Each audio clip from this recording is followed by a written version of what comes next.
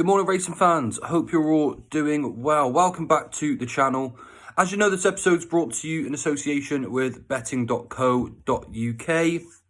And I'm Ginger Joe, and I'm back with just two quickfire selections for you for today's action over at Fontwell. Now, there's been quite a few non-runners already this morning, but I still fancy these two selections nonetheless. But they are quite short in the market, so I'm just going to keep it nice, short and sweet for today.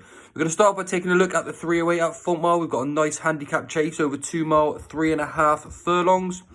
Princess Midnight is now a non-runner, so that has shortened the market and left it down to just the 3 runners. But you've got a horse in there called Duke of Luckley for Martin Keeley.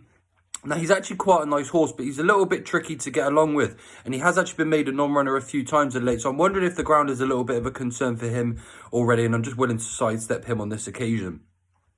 Also in the same race, you've got Young Wolf for John Joe O'Neill and John Joe Jr. A really nice horse in his time. He is now a 10-year-old and he won pretty decently last time out. And this sort of trappy event actually may suit him quite nicely. However, I do think Gamble T8 is the one to side with here for Ben Paul. And even though he's only 11-8 at the moment, he's a really nice horse, a very solid jumper and doesn't do too much wrong. And coming up against two sorts that aren't necessarily the most straightforward, I think he is the one to side with.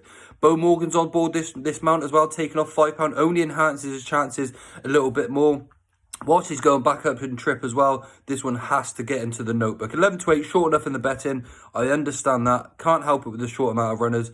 I think Gamble T8 takes the beating.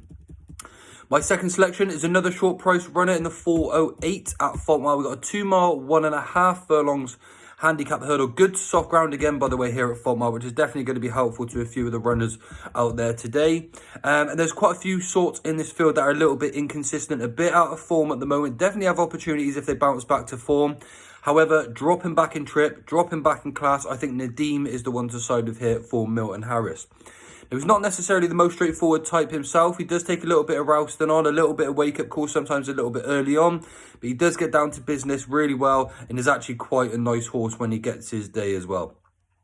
He won 3 on the trot before coming into his last race at Cartmel, and he was beaten 3.25 of a length by Mr. Rumbalicious. But he's quite a lazy horse. He had himself loads to do at the final couple of furlongs, made loads of ground, and showed that he definitely does still possess that engine. This is a slight drop in class. He should find this much easier. He's a pretty decent traveller. Even though he's a little bit lazy, he should have the gears to get this job done this morning.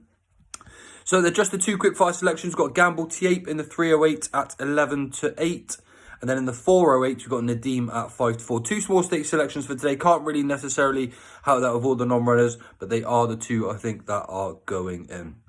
Thanks everyone for tuning in. I'll see you all again this evening, or I'll have a full list of selections out for tomorrow. I've got quite a few fancies for tomorrow, so I'll be back later on with all of those selections for you. Thanks for watching, everyone. Good luck with your bets today, and I'll see you all real soon.